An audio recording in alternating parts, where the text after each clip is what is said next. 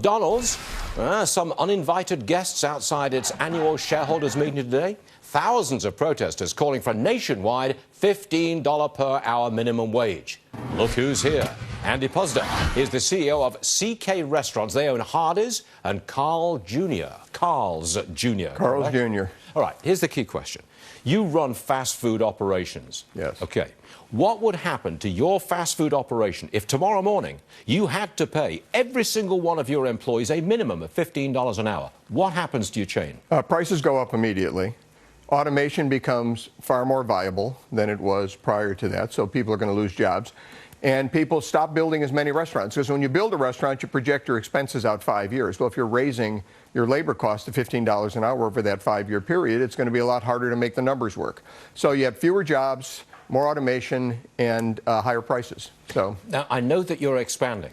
Yes. You're expanding into the Northeast. I'll get to that in a second. Would you expand aggressively if it was $15 an hour across the board for all your workers? We'd continue to expand in places where it made economic sense, but it would make less economic sense in many places, and often the places where people need the jobs. Los Angeles, for example, I do agree you can do, I think if you're going to have a minimum wage, having it based on a municipal decision is a good idea, because every city has different economic circumstances. But Seattle and San Francisco, they've got very low unemployment.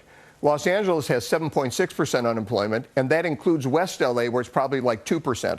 So if you're looking at areas in Los Angeles where these minimum wage jobs would be meaningful, where you need kids getting into the labor market, they're going to be hurt. Unemployment there is probably 10, 11%. So this is not, in my opinion, this is not a good decision by the politicians in Los Angeles.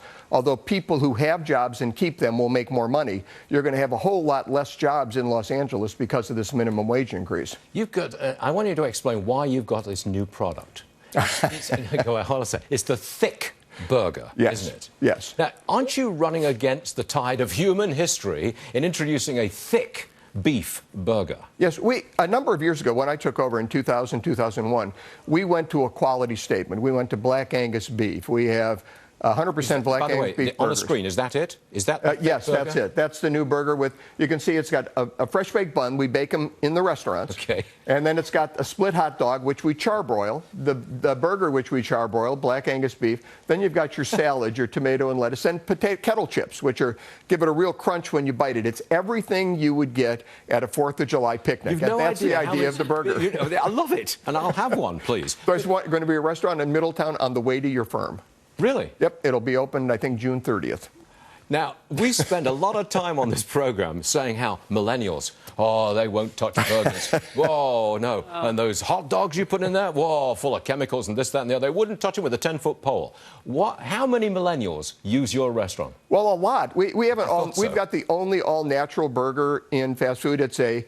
We have a burger patty that's grass-fed, no hormones, no antibiotics, no steroids. We sell a whole lot more of these big, juicy, delicious burgers than we do of the all-natural. But you can get the all-natural on this burger, so it's I know you promised to give me a free thick burger. You get but if I was a regular customer, how much would I have to pay?